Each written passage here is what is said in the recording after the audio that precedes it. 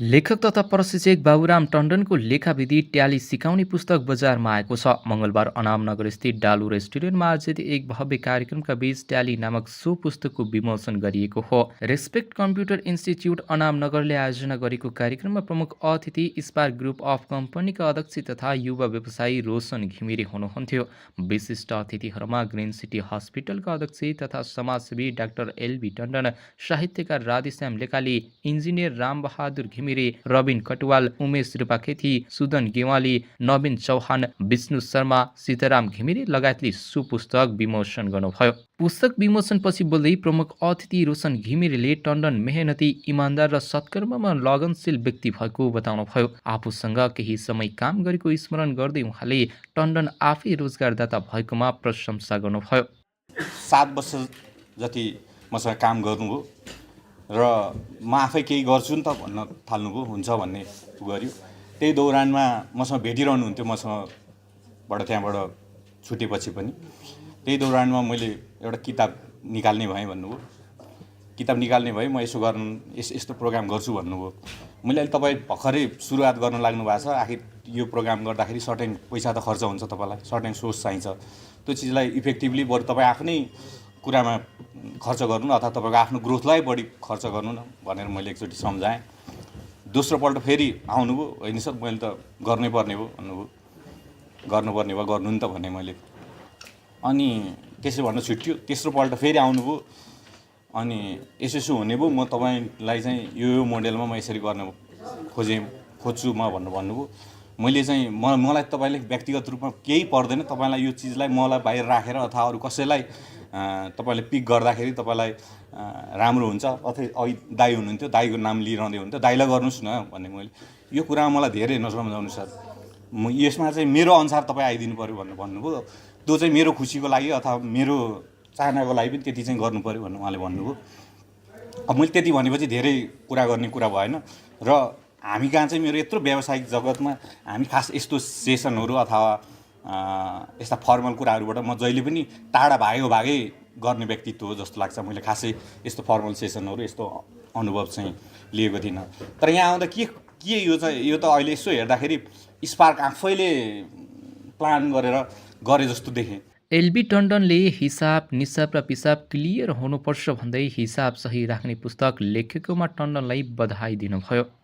हरियो भनु काँचो पात, पहेँलो भनु बेसार, आधी त उमेर गइसक्यो, आधी त उमेर के छ र। जीवनमा जति बाँच्न थियो त्योभन्दा बढी बाँचियो र जति लाइफमा गर्नुपर्ने थियो त्यो पनि गरिसकियो। अब छोटो लाइफ छ, यो लाइफभित्र राम्रो काम गर्ने हो। अब अहिले एआईको जमाना, अब मैले आफूलाई चाहिँ डीको जमाना भन्छु। डी भनेको के होला? Date expire. अब करिब 60 ओभर क्रस गरिसकेपछि त अब हामीले त अरू धेरै कुराहरू नगरेर सोसल कामहरू के गर्न सकिन्छ, समाजमा कसरी अगाडि बढाउन सकिन्छ, समाजलाई कसरी माया गर्न सकिन्छ भन्ने किसिमका सन्देशहरू हामीले चाहिँ दिन सक्ने हो। यसमा बाबुराम टन्डनजीले जुन एउटा भनौँ न एकाउन्ट सम्बन्धी हिसाब, निसाब र पिसाब, ल हेर्नुहोस् त, यो तिनटै कुरा क्लियर गर्नको लागि अहिले चाहिँ कस्तो किसिमको चाहिँ एउटा किताब निकालेर समाजलाई चाहिँ दिन खोज्नु भएको छ। त्यसको लागि चाहिँ विशेष गरेर हाम्रो बाबुराम टन्डनलाई धेरै धन्यवाद दिन चाहन्छु। म त जीवनमा मरेर बाँचेको मान्छे, मरेर बाँचेकै हो। वास्तवमा कुनै पनि मान्छे हजारौँ जनाको जुलुसमा परेर नेता आयो भनेर कुटाइ खाँदै गर्दा, अब त्यो कुटाइबाट पनि बाँचेर चाहिँ आएर डेट एक्सपायर भएको मान्छे फेरि मान्छे बनेर नै यहाँ तपाईँहरूको अगाडि बोल्न पाइरहेको छु। आखिर जीवन त यसरी नै चल्दो रहेछ। म मरेको भए पनि त मैले त केही देख्न सक्ने थिइनँ, तर यो कार्यक्रम त यसरी चल्दो रहेछ। म मात्रै बोल्न नपाउने रहेछु, बाबुरामको कार्यक्रम त अगाडि बढ्दो रहेछ त। त्यसो भएको हुनाले हामी बाँचुन्जेरी राम्रो कामको बाटोमा लागेर अगाडि बढ्नुपर्छ भन्ने मैले बुझेको छु। इन्जिनियर रामबहादुर घिमिरेले टन्डन ग्रामीण भेगबाट आएर व्यवसायी बन्नु र पुस्तक लेखक समेत हुनु ठुलो उपलब्धि भएको बताउनुभयो। आज निकै यो खुसीको क्षण छ, किन एउटा बाबुराम टन्डन ग्रामीण भेगबाट हामी एउटै उसबाट स्कुलिङबाट आएको हो र त्यहाँबाट आएर स्ट्रगल गरेर यो लेभलको अझै इन्टरप्रेनरको उसमा चाहिँ जुन अझ सुरु बिचमा पनि अलिकति काम गर्दै फेरि बिचमा यो लकडाउन भयो अलिकति यता सुरु गर्नु पर्यो दाइ यसरी भनेर अझै मलाई चाहिँ यो रिस्क लाग्छ कि के छ भनेर सरसल्लाह हुँदा इन्फर्मल हुँदाखेरि पनि सरसल्लाह गर्दाखेरि पनि होइन म सक्छु भनेर इन्टरप्रेनर भनेको यस्तो बिहान 4-5 बजेदेखि काममा डेडिकेसन गरेर राति 1:20 मेसेज गर्नु पुग्यो भन्नुभयो त्यो रातिकै काम हो उहाँहरूको चाहिँ यति डेडिकेसन गरेर 2-3 दिनमा जुन किसिमको गर्नुभयो इन्टरप्रेनरले चाहिँ एउटा समृद्धिको यात्रा कर्मको यात्रालाई तय गर्छ।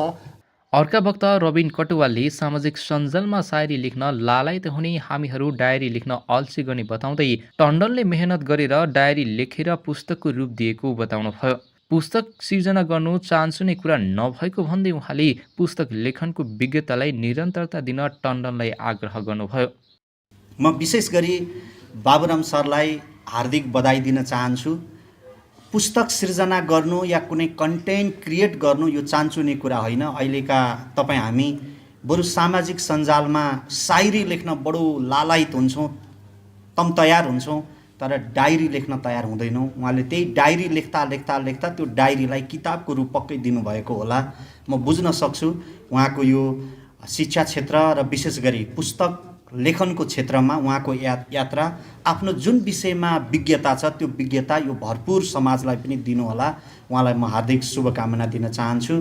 लेखक तथा साहित्यकार राधेश्याम लेकालीले कम्प्युटरको गुरुको रूपमा यो पुस्तक आएको भन्दै लेखकलाई बधाई दिनुभयो। यो पुस्तक नेपालमै बसेर पनि उच्च स्तरको रोजगारी पाउन सहयोगी हुने र विदेश जाँदा पनि दक्ष जनशक्ति बनेर जान उपयोगी हुने उहाँले बताउनुभयो। बाबुराम टन्डनज्यूले यो जुन कृति निकाल्नु भयो एउटा यसलाई कृति नै भन्नु एक किसिम, अझ भन्ने भने कम्प्युटरको गुरु भन्ने हुन्छ। यसको लागि म बधाई ज्ञापन गर्छु। अहिले एआईको जमाना छ। एआईले धेरैको रोजगारी पनि खोसिरहेको अवस्था छ र एआई चलाउनको लागि पनि यो कम्प्युटरको बेसिक कोर्स मात्र होइन, यो जुन एडभान्स कोर्स छ त्यो पनि अब हामी जस्ता 70 पुगेकाहरूले पनि पढ्नुपर्ने अवस्था आएको छ। र मैले सर हेरेँ अहिले यो किताबले पनि धेरै ज्ञान दिने रहेछ। उमेश रूपा खेतीले ज्ञान, सिप र चेतनाले मानिसलाई सफल बनाउने भन्दै रेस्पेक्टले सो अभियान सुरु गरेको बताउनुभयो।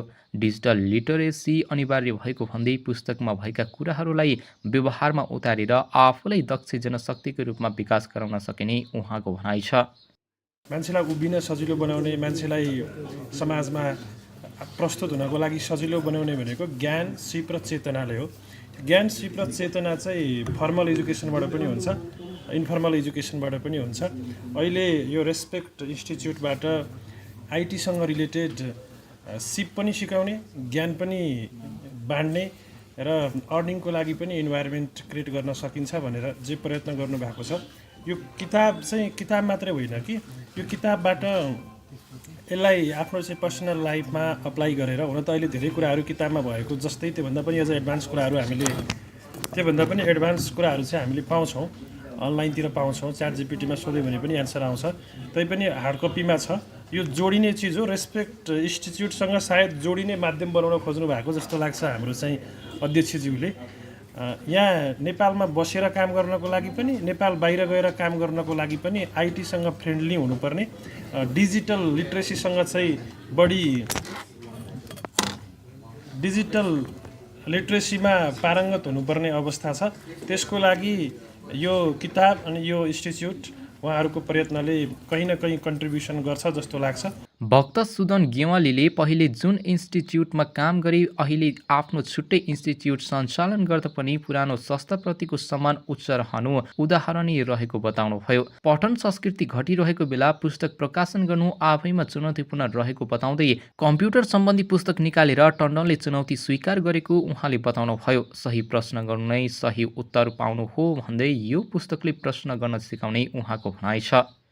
उहाँ नेपाल पब्लिक हेल्थ फाउन्डेसनमा एनपिएचएफ भन्ने संस्थामा काम गर्दै गर्दा मैले पनि स्वास्थ्यसँग जोडिएर अलिकति केही काम गर्दै गर्दाखेरि चाहिँ नि उहाँसँग मेरो भेटघाट भएको हो। केही समय हामी सँगसँगै फिल्डमा पनि हिँड्यौँ। जो इम्युनाइजेसनको क्याम्पेनरको रूपमा मैले काम गर्थेँ र उहाँहरू चाहिँ त्यो पब्लिक हेल्थ फाउन्डेसनबाट आफ्नो प्रोग्रामहरू लिएर जानुहुन्थ्यो।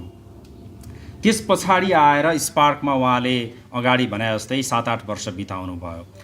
जुन इन्स्टिच्युटमा आफूले काम गरेर जसलाई एउटा बेसमेन्टको रूपमा अथवा जसलाई फाउन्डेसनको रूपमा लिएर त्यस पछाडि आफ्नो एउटा छुट्टै संस्था इस्टाब्लिस गर्दासम्म त्यो प्रिभियस इन्स्टिच्युटसँग जुन खालको उहाँको सम्बन्ध देखियो, यो चाहिँ नि अहिले एउटा किसिमको उदाहरण हो।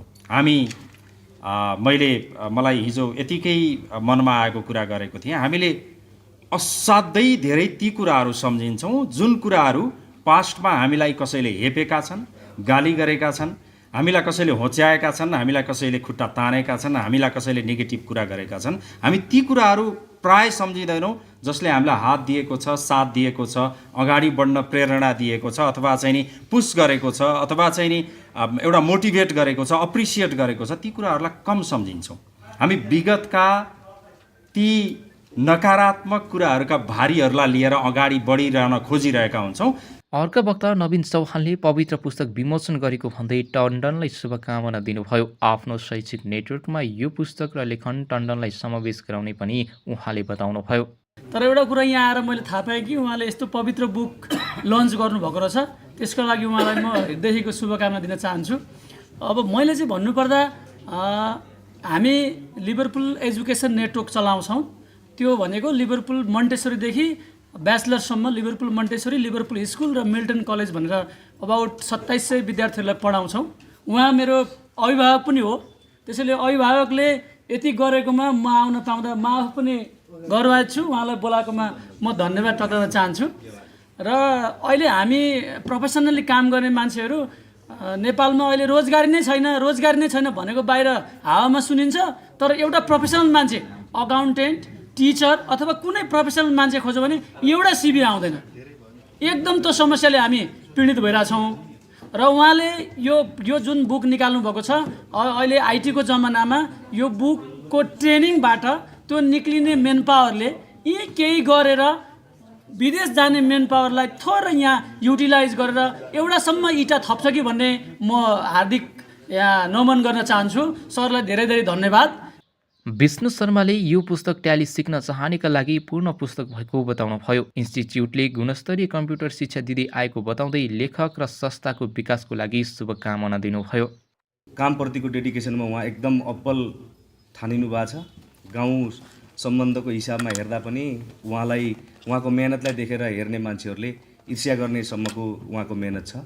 र आजको यस कार्यक्रम जुन पुस्तक विमोचन कार्यक्रम भइरहेछ, यो पुस्तक आफैमा पूर्ण छ भन्ने मलाई विश्वास छ। र रेस्पेक्ट इन्स्टिच्युटले जुन उद्देश्य राखेर आफ्ना कार्यक्रमहरू गतिविधिहरू सञ्चालन गरेको छ, यसले पक्कै पनि अघि बाबुरामजीले भने जस्तै अहिले यो कम्प्युटर टेक्नोलोजीको युगमा सम्पूर्ण यसमा जोइन हुने, इच्छा लाग्ने, स्किल चाहिन्छ भन्ने जो विद्यार्थीहरू लगायत अरू प्रोफेसनल मान्छेहरू हुनुहुन्छ, उहाँलाई यो इन्स्टिच्युटले कम्प्युटरको ज्ञान र एकाउन्टिङ नलेजका ज्ञानहरू अझै राम्रो तरिकाले प्रवाह गर्न सक्छ जस्तो मलाई लाग्छ। सीताराम घिमिरेले अहिलेको बजार कम्प्युटरको बजार भएको भन्दै व्यावसायिक व्यक्तित्व विकासमा टन्डन लागेकोमा बधाई दिनुभयो। व्यावसायिक शिक्षाका लागि यो पुस्तक उपयोगी हुने उहाँको भनाइ छ। अझै धेरै कुरा डिजर्भ गर्नुहुन्छ जस्तो लाग्छ। अहिलेको मार्केट, कम्प्युटरको मार्केट सबै टेक्नोलोजी बेस र कम्प्युटरले मात्रै मान्छेको पर्फर्मेन्स बेस्ट हुने हामी सबैले त्यो स्वीकारिसकेको कुरा छ। त्यसमा उहाँको फरक तरिकाले मार्केटमा प्रोफेसनल पर्सनालिटीहरू डेभलप गर्ने कुरामा उहाँ लागिरहनु भएको छ। यसको लागि उहाँलाई हार्दिक शुभकामना दिन चाहन्छु। अतिथिहरूलाई स्वागत गर्दै लेखक तथा रेस्पेक्ट कम्प्युटर इन्स्टिच्युटका प्रमुख बाबुराम टन्डनले बजारमा लेखा प्रणाली व्यवस्थापन गर्ने जनशक्तिकै अभाव रहेको बताउनुभयो। उहाँले दक्ष जनशक्ति विकास गर्न यो पुस्तक लाभदायी हुने उल्लेख गर्नुभयो। जुनसुकै पेसामा पनि कम्प्युटरको ज्ञान आवश्यक रहेको भन्दै रेस्पेक्टबाट कम्प्युटर शिक्षा लिन र पुस्तक पढेर लेखाविधि सिक्न पनि उहाँले आग्रह गर्नुभयो। कार्यक्रम समापनको क्रममा बोल्दै उहाँले उपस्थित सबैलाई धन्यवाद ज्ञापन पनि गर्नुभयो। हामीले यस रेस्पेक्ट कम्प्युटर इन्स्टिच्युटले विगत 4 महिनाको लामो अभ्यासपछि हामीले यो professional accounting with tally software र कम्प्युटर इन डिप्लोमाको एउटा हामीले सानो इजी बुकहरू चाहिँ मार्केटमा चाहिँ अहिले हाम्रो पब्लिस गरेका छौँ। यसको मेन थीम भनेको हाम्रो जति पनि अर्गनाइजेसनहरूमा एनजिओ आइएनजिओ कर्पोरेट अर्गनाइजेसनहरूमा जति पनि हाम्रो जुन एकाडेमिक क्वालिफिकेसनका साथसाथै एउटा टेक्निकल पार्टहरूमा चाहिँ कसरी अगाडि बढ्न सकिन्छ त भन्ने विषयमा चाहिँ हामीले लेखिएको छ। धेरैको समस्या अहिले मार्केटमा प्रोफेसनल अकाउन्टिङ गर्नको लागि दक्ष जनशक्तिको अभाव देखिन्छ, जसको मेन कारण भनेको हामीले क्याम्पसको एकाडेमिक सर्टिफिकेट हातमा लियौँ तर फिल्डमा बसेर डे टु डे हामीले चाहिँ अर्गनाइजेसनको अकाउन्टिङ प्लस अरू अपरेटिङ अफिसको डे टु डे काम गर्नको लागि हामीलाई अहिलेको 21औं शताब्दीमा चाहिने यो कम्प्युटर शिक्षाबाट वञ्चित भयौँ। हामीले लोकसेवा तयारी गऱ्यौँ, टुप्पी कसेर पढ्यौँ, रात दिन पढ्यौँ, 6 महिना पढ्यौँ, 1 वर्ष पढ्यौँ, तर कम्प्युटर भनेर हामीले खोलेनौँ। त्यसको फलस्वरूप अहिले बजारमा आफैलाई एउटा दक्ष कर्मचारीको रूपमा स्थापित गर्न नसकेको अवस्था छ। हाम्रो यस सिंहदरबारको पर्खालको छेउमै भएकोले गर्दा पनि सिंहदरबारका कतिपय सरकारी कर्मचारीहरू अफिसर लेभलमा हुनुहुन्छ तर पनि कम्प्युटरको ज्ञान छैन। उहाँलाई समय व्यस्तताले सिक्नु भएन या आवश्यक ठान्नु भएन। उहाँहरूलाई हामीले अहिले राम्रोसँग एउटा ट्रेनिङ दिइरहेका छौँ। कतिपय हाम्रो लोकसेवाको चाहिँ एउटा कम्प्युटर क्लासको लागि उहाँलाई 10-15 पढाङ्कको जुन मार्क्सको लागि जुन इक्जाम हुन्छ त्यसको लागि पनि हामीले 100% सक्सेस बनाउने गरी हामीले चाहिँ बुकको डेभलप गरेका छौँ। कार्यक्रमको सहजीकरण सन्तोष पोखरेलले गर्नुभएको थियो।